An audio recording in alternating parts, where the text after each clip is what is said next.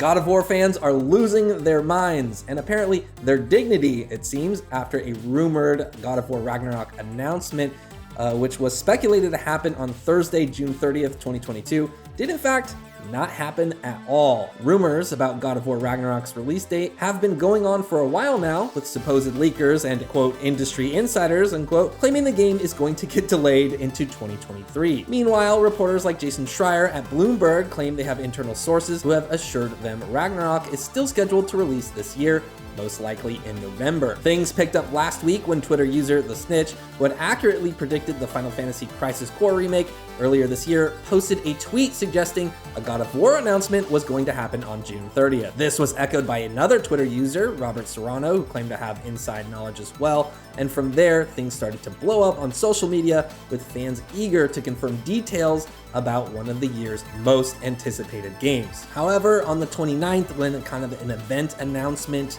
didn't come, fans began getting restless, with speculation leading to pandemonium, with many outraged, beginning to worry that Ragnarok would be delayed, alongside fears that the game might be in pretty bad shape. Things got so wound up that Sony Santa Monica Studios director, Cory Barlog, felt the need to post a tweet reading, "Dear all, if it were up to me, I would share all the information when I know about it. But it is not up to me, so please be patient.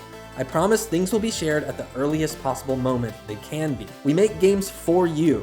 We get to make games because of you." But the tweet didn't seem to help. Overly zealous fans even sent lewd pictures to a producer at Sony Santa Monica in a weirdly bizarre, completely deplorable, and probably illegal attempt to get said developer to reveal the release date for the game. Needless to say, it didn't work.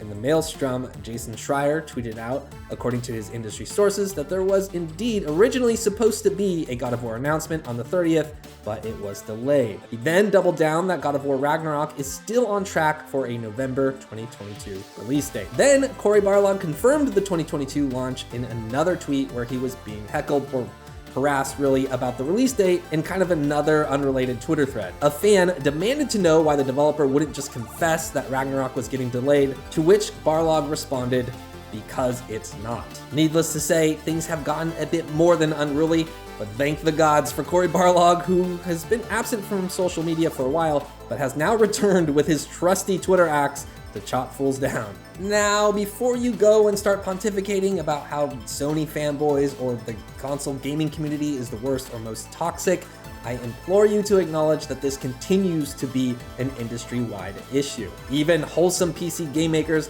are not safe. Legendary industry veteran Ron Gilbert, one of the original creators behind the Monkey Island games, recently posted on his blog that he's done sharing info about the series' upcoming sequel, Return to Monkey Island, due to the amount of backlash and personal attacks he's been receiving on his blog about the new art style. He wrote, "I won't be posting anymore about the game. The joy of sharing has been driven from me." Literally, fans, if you can call them that, of the Monkey Island games have driven off the original creator, a direct source of information about the creative process behind one of their favorite series. It just doesn't make any sense at all. And frustratingly, it's stories like this that make it difficult to be a fan of games sometimes, or, refer to yourself as a gamer. It almost seems like a pejorative in these instances, right?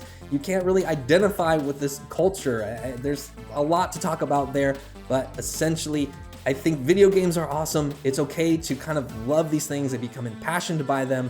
And I understand also that comes with the territory that, you might be greatly let down at times or disappointed if a new game or an announcement doesn't meet your expectations in some particular way.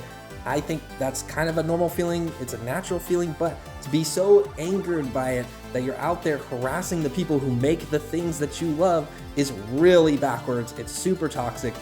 Don't do that. Support game developers who are out there, putting in the blood, sweat, and tears to make these things happen. Honestly, it's a very simple concept. So I'll just leave you with that. Thank you everybody for watching. That's gonna do it for today. And for more video game news and updates, please stay tuned to Inside Gaming.